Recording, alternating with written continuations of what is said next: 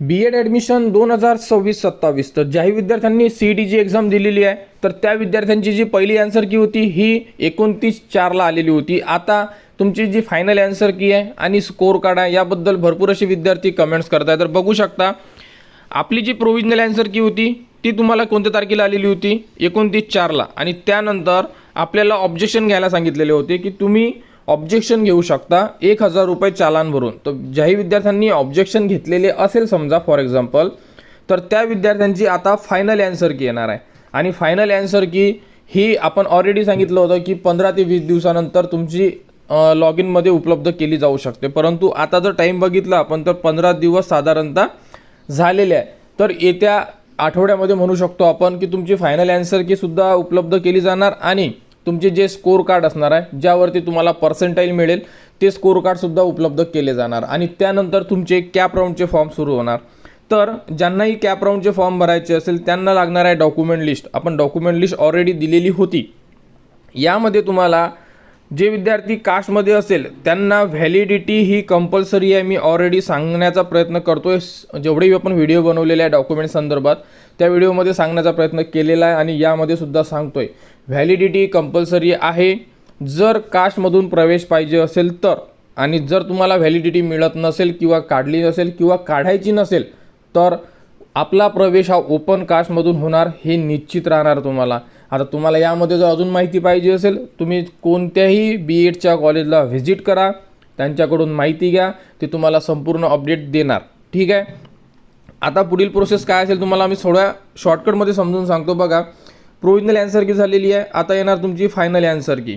Final answer की आल्यानंतर लगेच तुमचे स्कोर कार्ड येणार। ठीक आहे, स्कोर कार्ड आले की म्हणजे तुमचा रिझल्ट डिक्लेअर झाला, तुम्हाला मार्कशीट भेटून जाणार CETची 2026ची। त्यानंतर आपल्याला 3 नंबरची प्रोसेस कॅप राऊंडचा फॉर्म भरायचा आहे।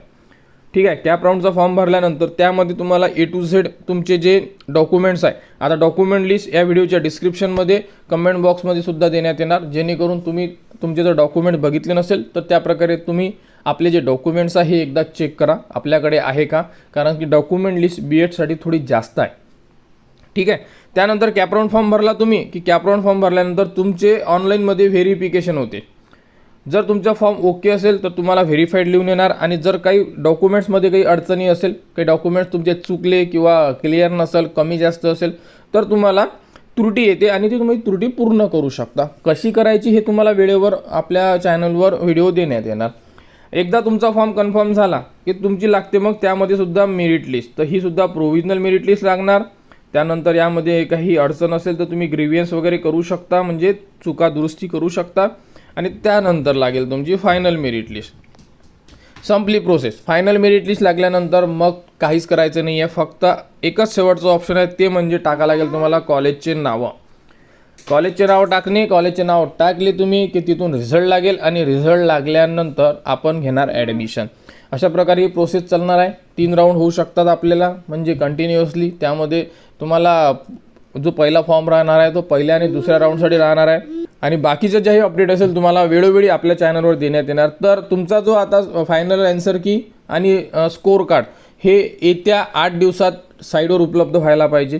त्यानंतर तुमची ॲडमिशन प्रोसेस सुरू होणार।